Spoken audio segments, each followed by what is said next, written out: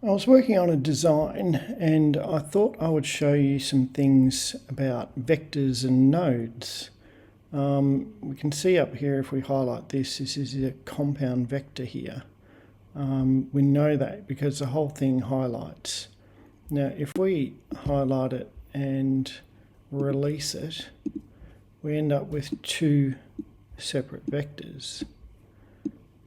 And to create a vector, we just put them back together and create vector up the top.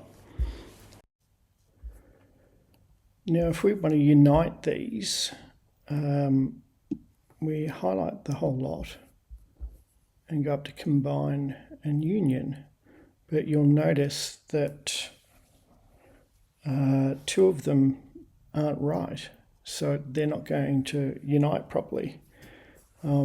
And the two that aren't right are like that because they're actually not compound vectors. They're individual vectors. So if we go and look at them, see the outside or the inside highlights. So to make them a compound vector, we have to highlight them, go up and create compound vector. Now it's easy to do that on the outside ones, but on the inside ones it's a bit harder. So what we can do is we can zoom in and select the inside, then hold down our shift key and select the outside, and then go up to create compound vector, and then we've got it. So now when we highlight the whole lot and go up to combine and union, the whole lot will combine. Another thing you can do with vectors is edit them by node.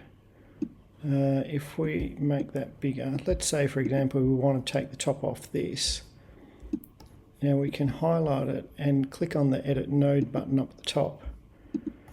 And there's several different ways we can go about doing this. One is we can just highlight those nodes and click delete, and it removes it all. And this is really good if you want to change a shape. The other thing we can do is delete by the node. Let's say we want to get rid of some of these nodes in here, but it's too difficult to highlight it. So what we can do, if we zoom in, we can still probably highlight it and then delete it like that. But another thing you can do is just select the node and click delete, and it will delete all your nodes and keep on deleting until you stop or until there are no more nodes there to get rid of. So, and if we go in here and delete, we can use the scissors as well. We go in and delete that with the scissors, and we've got ourselves a little basket there.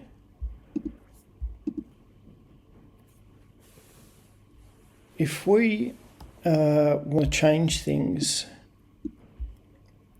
in something, let's say we want to change the shape of something, we can go into edit node, and well, for start, we can click on here. See how this arrow changes shape? We've got a solid arrow, then we've got a ballpoint pen type looking arrow.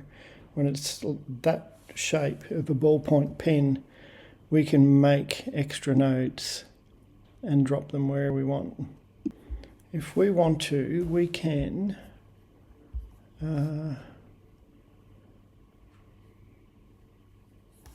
change the shape of this.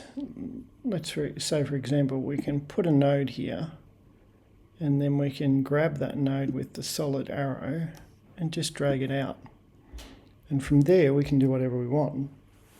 We can go up to this symmetry menu here, which changes the curve of everything. That's a straight sharp corner. We've got a perfect symmetry, total symmetry, and angled symmetry. Now if we click on that, it'll make it a bit rounded for us. and we can grab the handles and zoom in and out as much as we like and change the shape and do pretty much anything we want. We can add an extra node in there, change the shape in there to whatever we like. It's pretty easy working around with these things once you get the hang of it. Something else that we can do with nodes, click done on that. This flower is a compound vector, and we know it's a compound vector because we can score, engrave or cut. If it wasn't a compound vector, we'd only have the option to engrave it.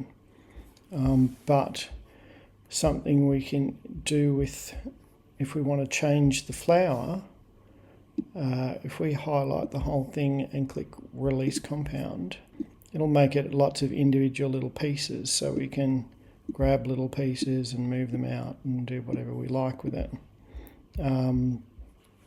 We can also edit the nodes of these pieces. See, that one's highlighted. We can move the nodes, play around with it, do whatever we like with it. We can highlight that again and create a vector because we released the vector in order to play with it. If we want to remove parts, and just like before, if we've got a whole heap of parts that are hard to get to, we can click on a node and then just press delete until we've deleted all the nodes that we want to delete, like so. I'll click done up there. Something else that I've seen a lot of lately is, we'll use this as an example. People, let's say we've, actually no, let's go back to the flower. Let's use the flower as an example. I've seen a lot of things where people create an offset of something, and we'll do outer shapes only and confirm, and if you notice that that created a shape around the outside of the flower. Now what people are doing is they want to grab this shape that's around the outside of the flower, if I can grab it, and they want to engrave it. So they click on engrave and it makes the whole thing engrave, which isn't going to work. So if you want to, let's go back to cut. If you want to engrave that line, what you've got to do is then make an offset of your offset. So we'll go outer shapes only again, and you'll see it's made another line there. And if we don't want it to be really far out, so let's make it 0.5. And you'll see it's now a smaller line, so we'll confirm that. And now we can click that, both those lines. Let's click the inside one, hold down Shift and highlight the outside one if we can. Let's zoom in more so we can make it easier. Click the outside, then click the inside. We've got them both highlighted, so we click on Create Compound Vector.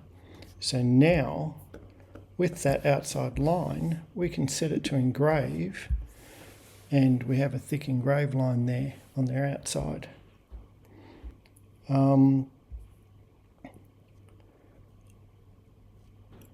I hope this makes some sense to you.